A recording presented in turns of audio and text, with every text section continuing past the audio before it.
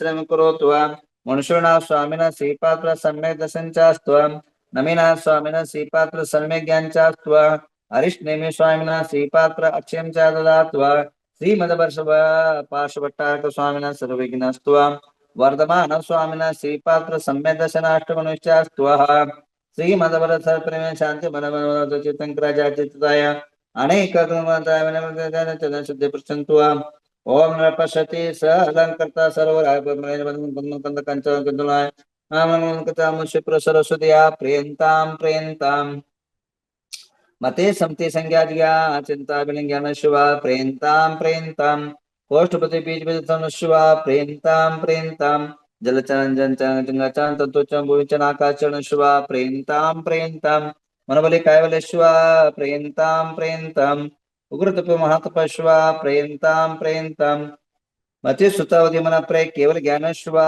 प्रियंताम प्रियंताम योम कविवास शिवा प्रियंताम प्रियंतानंत वासु कर्कट पद्मजय मनोर्ग शिवा प्रियंताम प्रियंताम इंद्राग्नि मन तरुण कुपेरेशान ददा दिक्पाल शिवा प्रियंताम प्रियंताम सुरा सुरेन चमर चरण विद्याधर किन केवराक्ष भूत पिशाच शिवा प्रियंताम प्रियंताम बुद्ध बृहस्पति शुक्र शनि राहु केतु महाज्योति देवता शिवा प्रियंताम प्रियंताम विंशति भवनद देवता शिवा प्रेमताम प्रेमताम षोडशवंत देवता शिवा प्रेमताम प्रेमताम नवग्रह जनजन का शिवा प्रेमताम प्रेमताम जन मातृका देवता शिवा प्रेमताम प्रेमताम चतुर्क्ष शिवा प्रेमताम प्रेमताम जन शासन देवता शिवा प्रेमताम प्रेमताम कमलवासी देवता शिवा प्रेमताम प्रेमताम पंचतीर्थ देवता शिवा प्रेमताम प्रेमताम नवग्रहेंद्र देवता शिवा प्रेमताम प्रेमताम नवनद देवता शिवा प्रेमताम प्रेमताम अतितानगत विभुकदा सकल संशुद्ध समो शिवा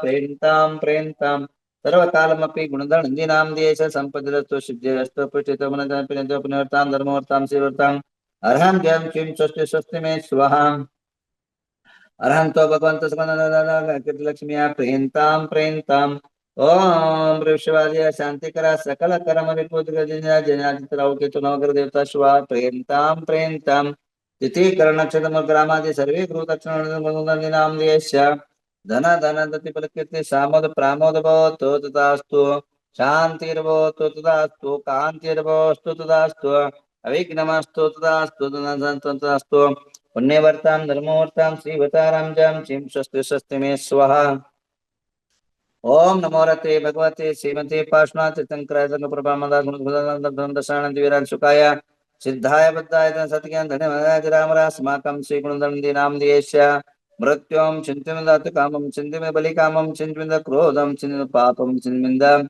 वैरं चिंतन वायुदानं दाग्ने सर शत्रुभयं चिंतन स्वर्गं चिंतन सर ग्रहभयं चिंतन सर राजभयं चिंतन सच्च परमार्थं चिंतन सर कुष्ठरोगं चिंतन शिरोगम च कुष्ठ रुजरनार्गांग जवन चिन्मिंदा सर्वशमय शमारिं चिन्मिंदा जमारिं चिन्मिंदा सर्वधान्य वृक्ष गलपत्र पुष्पमारिं चिन्मिंदा सर्वफल राष्ट्र देशमारिं च को वेतानि वेदिनियं चिन्मिंदा सर्वमोहनीय दुर्गतम चिन्मिंदा ओम सुदर्शन महाराज चक्र विक्रय तेज सर्व शांतिं कुरकुरो जीवानंद कुरकुरो जग राजानंद कुरकुरो गोकुलानंद कुरकुरो सर्व ग्राम नगर केटकं कुरकुरो सर्व लोक सत्तम कुरकुरो सर्वानंद कुशल दुःख मना दादा पच पच कुट कुट शीघ्रं शीघ्रं सर्वशमानं हुं फट् स्वाहा ओम नमो भगवतो वड्ढमानसरे सहं चक्रं जलतं गच्छे आयासं पायासं जैवा विवादेवा तमेन वारणेन वारायण वा मोहेन वा सवजीव सत्तानम अपराजितो भवतु भवतु रख रख स्वाहा ओम नमो रते भगवते श्रीमती प्रक्षिणा श्री शांतिनाथ शांतिकराय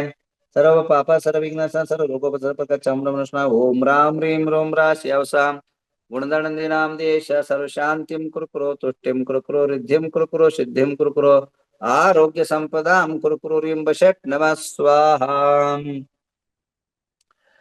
आइए आज आप सभी के घर के वातावरण शांत हो। घरों के अंदर अनेकों प्रकार की समस्या है, शारीरिक समस्याएं है, मानसिक समस्याएं है, पारिवारिक समस्याएं है और तत्जनित अनेकों अशांत वातावरण निर्माण हो रहे हैं। उसके लिए भगवान शांतिनाथ का नाम स्मरण मात्र से ही अनेकों कार्य सिद्ध होते हैं। आपको जानकारी होगी मथुरा के अंदर प्लेग रोग की निर्माण हुआ था, तब शांतिनाथ विधान की रचना होकर के शांतिनाथ विधान का कराया गया था, जिससे प्लेग रोग शांत हो गया। जो आप शंकर मानते हैं, महादेव जिसको आप हिंदू धर्म मानता है, उसको जैन धर्म के उनका इतिहास देखिए। उनके द्वारा बड़ा तांडव हुआ था, तब भी जो है शांति का उपाय किए गए थे। अनेक अनेक समय पर भारत पर, समाज पर, राष्ट्र पर, देश पर और मनुष्य पर जब जब संकट हुआ, तो भगवानों की शक्तियां, देवी देवताओं की अनुग्रह प्राप्त होने के बाद अनेकों उपाय हुए और शांति हुआ। मैं आपको आज शांति के कुछ उपाय, शांति के कुछ मार्गदर्शन करा दूं। अशांति क्यों होती है? वास्तविक मनुष्य का स्वभाव शांतमय है। मनुष्य सुबह उठने के बाद सोने के बाद दूसरे दिन उठने तक 24 घंटे के अंदर मनुष्य बहुत कम अशांत रहता है, परंतु शांति में ज्यादा रहता है। परंतु वो थोड़ा सा अशांत भी विष कारक बन जाता है। विष छोटा सा रहता है, नींद की गोली थोड़ी होती है, विष छोटा सा होता है, पर पूरा देह, बॉडी और संसार को नाश करता है। तो ये अशांति एक जहर है। अशांति एक प्रकार का आपके माइंड, परिवार और समाज को खराब करने वाला एक प्रदूषित वातावरण है। तो उसकी शांति के लिए हम सबसे पहले वास्तु से आरंभ करते हैं। ध्यान रखिए, एक ही कारण से कार्य नहीं होता, अनेक कार्यों से एक कार्य की सिद्धि होती। उपादान और निमित्त दोनों ही लगते हैं बंधु।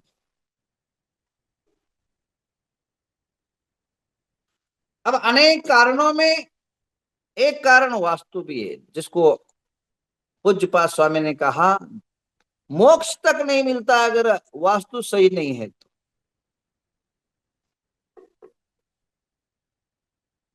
वातावरण भी एक कारण है, मन की भावना भी कारण। देखिए, एक भूमि के कारण भगवान बाहुबली 12 महीने एक अखंड खड़गासन मुद्रा में रहे।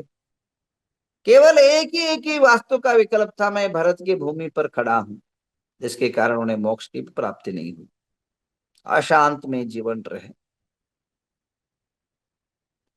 तो वास्तु, सबसे पहले आप वास्तु शुद्ध करना चाह रहे तो शांति धारा जो मैं बोलता हूं, अगर आपके पास भगवान है तो शांति धारा कर लीजिए, या भगवान के यहाँ कहीं शांति धारा हो तो शांति धारा लीजिए। और शांति धारा नित्य प्रति 3 महीना आपके घरों में गंधोदक का सिंचन करिए।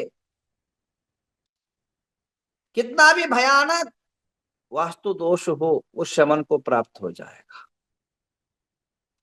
घरों के अंदर जैसे सिरों के ऊपर आप गंधोदक सिंचन करते हो, घरों के दीवारों में आप शांति धारा का क्षेपण करें। एक उपाय। दूसरा उपाय, वास्तु के अनुसार हमेशा जो है, आप सुबह उठने के बाद आपके सामने दर्पण नहीं होना चाहिए। बेडरूम के अंदर हो, परंतु सामने दीवाले पर जहां आप सो रहे हो, वो सोने के सामने सामने, आपके बेडरूम के सामने अगर दर्पण नहीं होना चाहिए। उसका कारण, वास्तु के अंदर वह दिशाएं, वो वस्तु रखना अशुभ कारक माना है और अशांत वातावरण का कारक माना है। तो ध्यान रखिए, बेडरूम के अंदर आपका आईना हो, दर्पण हो, कोई बात नहीं, परंतु जहां आप सोते हो, जहां बेड होता है, उसके सामने खड़े, जैसे आप उठ जाओगे तो सामने आपका मुख नहीं दिखना चाहिए, ऐसा दर्पण नहीं होना चाहिए। आपका मुख दिखना अशुभ नहीं है, परंतु वहां रखना वह अशुभ है, दायक माना है।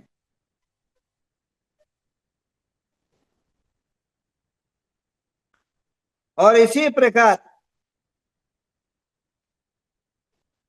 जिनके घरों में निरंतर अशांति रहती है, वे लोग पूर्व दिशा का अंदर खिड़की जरूर बना ले। जहां पूर्व दिशा दीवारें बंद हो, वहां खिड़की या रोशनदानी न हो, सूर्य का शुभ्र प्रकाश अगर घर के अंदर प्रवेशित ना करे, तो निश्चित रूपे न आपका नेगेटिव ऊर्जा घरों के अंदर बढ़ जाएगा। तो इसलिए ध्यान रखना, आपके घर के जो दीवार है, वो दीवारों के अंदर पूर्व के दीवारों में खिड़की जरूर रखे, ज्यादा से ज्यादा खिड़की रखे, कम से कम दो तो रख ही ले, या तो एक तो रख ही दो। और ध्यान रखना है, आपके सामने मंदिर ना हो। जिनके घर के सामने मंदिर है, वे कभी भी जो है प्रगति नहीं कर पाते, चाहे किसी का मंदिर हो, चाहे वो महावीर का मंदिर हो, चाहे राम का मंदिर हो। घर के सामने मंदिर ही नहीं होना चाहिए। क्योंकि घर के मंदिर इसलिए नहीं होना चाहिए, जो एक आदमी मंदिर के अंदर आता है, तमाम प्रकार की अशांति का भावनाएं वहां भाता है, और वो दरवाजे के सामने से वापिस जब वो ऊर्जाएं हवाएं जाती, तो आपके सामने अटैक करेगा। क्योंकि मन की से निकला हुआ उच्चारण शब्द, आप मंदिरों में जाते हैं, आपकी पाप दुख दारिद्रता की अभिव्यक्ति करते हो, और वो अभिव्यक्ति की पुद्गल परमाणु और उसके जो नेगेटिव ऊर्जा, वो सारा इफेक्ट सामने वाले को करेगा।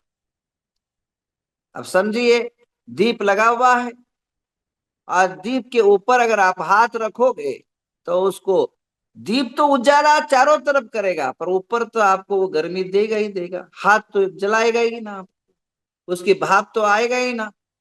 तो मंदिर के सामने घर नहीं होना चाहिए। मंदिर के सामने अगर घर होता हो, तो निश्चित रूपे ना, वो आप देख लीजिए, मैं 100% मैंने अनुभव देखा है। जिन जिन जिन जिन लोगों के घर के सामने मंदिर है, वे बहुत मेहनत करते हैं, बहुत प्रयत्नशील रहते हैं, पर सक्सेस नहीं हो पाते, और वातावरण भी सही नहीं रहता है, अनेकों प्रकार की समस्या से घिरा हुआ रहता आदमी। और इसी प्रकार और एक उपाय और एक समय अगर हो तो क्या करें, ये बदल दो भाई। अगर नहीं बदल सके तो निदान उसके लिए मैं सोच के बताता हूं क्या करना है उसको। और एक बहुत बड़ी बात है, बहुत छोटी सी बात है, छोटी सी बात भी बहुत बड़ी काम करता है। आपके पैर से लेकर के सिर के चोटी तक आप 5 फुट के हो, 6 फुट के हो, 4.5 फुट के हो, परंतु एक छोटा सा कांटा, 1 इंची का कांटा भी आपको झकझोर देता है, हिला देता है, दर्द से तड़पा देता है। छोटा वस्तु भी आपके बहुत अनेकों समस्या का कारण बन सकता है। घर के अंदर युद्ध के चित्र नहीं होना चाहिए। कई बार देखता हूं महाभारत के फोटो लगाए रखते लोग, भूल के भी मत रखना। और ध्यान रखना, अगर अनुभव नहीं हो तो आप आज से ही जो है महाभारत के फोटो लगा लेना, और महाभारत के चरित्र पढ़ लेना। निश्चित जब तक वो पुस्तक खत्म ना हो, एक ना एक दिन आपके घर में लड़ाई जरूर होगी। इसलिए दीवारों पर, जहां सोते हो, जहां बैठते हो, उन दीवारों पर, ये वास्तु के निमित्त दो वास्तु का जो है बुखों से मैं आपको बता रहा हूं। वास्तु के कारण अगर अशांति है तो उसके उपाय बता रहा हूं, कि अगर आप कभी भी भूल करके भी आपके घर के अंदर युद्ध के महाभारत आदि, चाहे युद्ध महाभारत का हो, चाहे कारगिल का युद्ध हो, चाहे अन्य कोई युद्ध हो, युद्ध की तस्वीरें नहीं होनी चाहिए बेडरूम में। और बाकी जगह लगाओ, कोई दिक्कत नहीं, बेडरूम में और जहां बैठक होती है सार्वजनिक जगह पर नहीं लगना चाहिए। इसके अलावा बंद पड़ी घड़ी नहीं लगना चाहिए। जो घड़ी है सेल लगने के कारण उसको ठीक करवा लीजिए, नहीं तो निकाल दीजिए। बंद चलती चलती बंद पड़ी हुई घड़ी भी आपकी समय की दशा को बदल देती है, समय अशांत में। और मैं बहुत बड़ा और एक चीजें बताने जा रहा हूं। टूटी हुई कांच नहीं होना चाहिए। कई जगह मैंने देखा है छोटे छोटे टूटी हुई कांच से कांच मंदिर बनाते हैं। ये सबसे बड़ा अशुभ का प्रतीक है बंधु। पता नहीं किस व्यक्ति ने ये खोज निकाला और कहां से ये दिमाग में आया लोगों के कांच का मंदिर बनाना और कांच को तोड़ करके छोटी छोटी जो है मंदिरों में चिपका देते हैं। और जिन्होंने भी बनाया उसका फल अशुभ और अनेकों प्रकार दुख भोगा है, अनेक प्रकार संकट भोगे है, अनेक प्रकार संघर्ष का प्रतीक माना है। तो घरों के अंदर टूटी हुई कांच नहीं रहना चाहिए। आप मोबाइल रखते हो, बोले छोटा ही रखो पर टूटा हुआ मोबाइल मत रखो। ये अशुभ का कार्य, ये निमित्त है। अभी समझो चश्मा है, टूटा हुआ चश्मा आपको कभी भी जो है सुकून नहीं दे सकता है। आपके घर में कुछ भी कांच की वस्तुएं टूट जाए, उसको ज्यादा दिन आपके घर के पास घर में नहीं रखना है। ये वास्तु के अनुसार दोष माना जाता है, वास्तु दोष माना जाता है। और घर के अंदर टुकड़े टुकड़े कांच की कुछ वस्तु बनी हुई है वो मत रखिए, वो मंगलदायी नहीं है, अशुभदायी है। और ध्यान रखिए, बहुत पॉजिटिव आपको बात बात करूं कि आप शाम के टाइम आपके घर में एक दिया जरूर जलाइए। एक दिया का प्रकाश घी का जो वातावरण है बहुत शुद्ध करेगा, बहुत शांति का प्रतीक देगा। ये हुआ वास्तु के कारण दोष निवारण। अभी कुछ साधनाएं, कुछ उपाय शाम को बता दूंगा क्योंकि समय हो चुका है। आप लोगों को कहीं जाना होता है, हम लोगों को भी कोई काम होता है। सुबह सुबह आपको बहुत ज्यादा टाइम नहीं देख सकता हूं मैं। शाम को ठीक मैं वापिस 7:30 बजे आपके साथ उपस्थित रहूंगा। आइए घर के अंदर कुछ जाप भी कर लेते हैं। आप आज संध्या के टाइम पर आप जो भी आएंगे थोड़ा सा एक काम कर लीजिए, चावल लेके आइए 24 मुट्ठी। 24 मुट्ठी चावल, छोटा छोटा छोटा इतना सा, एक कटोरा चावल काफी हो जाएगा। और यानी आप 24 स्वस्तिक बना सके या 24 ओम बना सके, या मैं कोई बीजाक्षर बताऊंगा, कोई अक्षर बताऊंगा उससे कर सके, वो चावल लेके आइए। मैं कौन सा अक्षर बताऊंगा वो निकाल सके। एक थाली के अंदर 24 अक्षर निकालना है। तो यह मंत्र जाप अभी वास्तु का जैसे बताया ऐसे मंत्र की साधना